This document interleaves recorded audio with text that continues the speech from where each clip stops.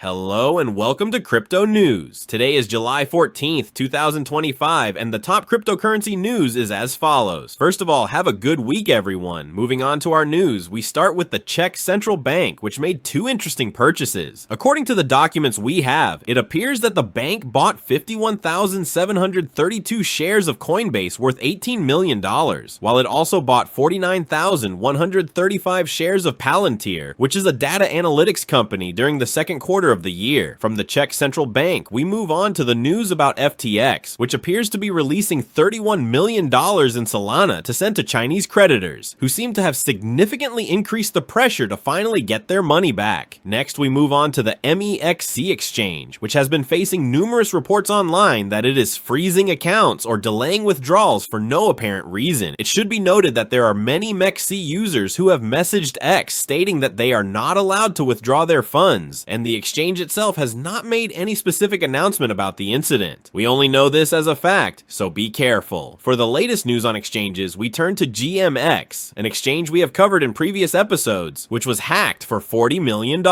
Now we learn that the criminal returned the funds and kept $5 million as a reward, which he also sent via Tornado Cash to ensure that no one can trace it. From exchanges, we now move on to cryptocurrencies, starting with Tether. As we have reported in previous episodes, Tether plans to abandon the Omni Layer, Simple Ledger Protocol, Bitcoin Cash, Kusama, EOS, and Algorand chains. However, now we learn that it will officially stop supporting these networks on September 1st, 2025, as Tether activity on these networks has dropped to almost zero. So if you are holding Tether on these chains, move it elsewhere, because support is ending. This is very negative news for these blockchains, as they lose the largest stablecoin in the cryptocurrency market. Continuing with the cryptocurrency updates, we move on to Shiba Inu, which is gradually entering the quantum age. There is an announcement about Shiba Inu, a quantum-resistant digital identity system designed to protect user data using advanced cryptography. All this can be found in SHIB magazine, although no dates are provided for when these systems will be released to the market. What we do know is that Shiba Inu's next goal is to develop quantum-proof identities. Moving on, let's move on to Ethena. We learned that according to Token Terminal, Ethena has generated $292 million